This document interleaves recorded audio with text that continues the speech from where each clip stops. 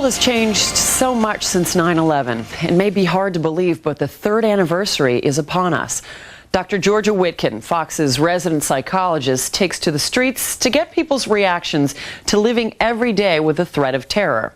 As you're about to see, the doctor gets some very interesting and honest answers.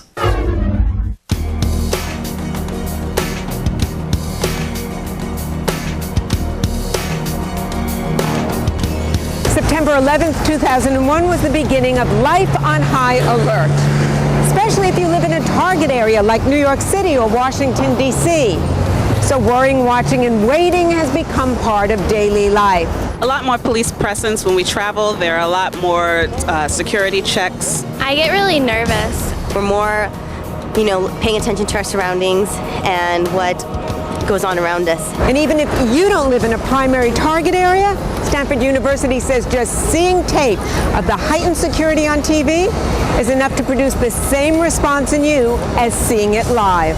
Headaches, tightness in my stomach, upset stomach. So expect some difficulty concentrating or sleeping. An increase in the national alert level means an increase in the levels of stress hormones that put our brain and body on alert. I'm overwhelmed. I'm thinking.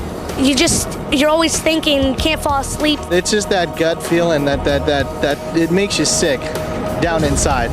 Expect to feel some anger and irritability too, because we're built for daily life and family, and the terrorism threat is interfering with all of that. We hurt, we felt pain, we felt anger.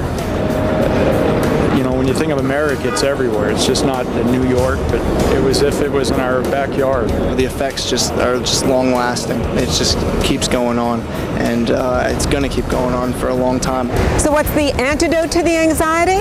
Avoid those news, noise, and internet sites full of urban myths and rumors, or you'll just add to your anxiety. Actually, when you watch TV, it makes me kind of feel nervous. We have to show everybody, we are not chicken. You can't push us around, and we're winners.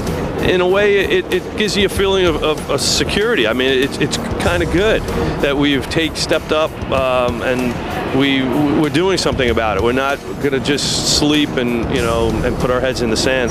Next, get in more family time, even if that means cutting back on extra work a little. You think about your children, you think about your husband out there, you think about your friends' children, you think about your relatives. The children need you around, and they remind us what we're fighting for. Work is important too, but family comes first. Hopefully they can, when they grow up, they'll understand, better and make their own judgment. And finally, get the feelings out by talking. Bottling it up just magnifies the fear, but talking to others reminds us we're not alone. We are in this together.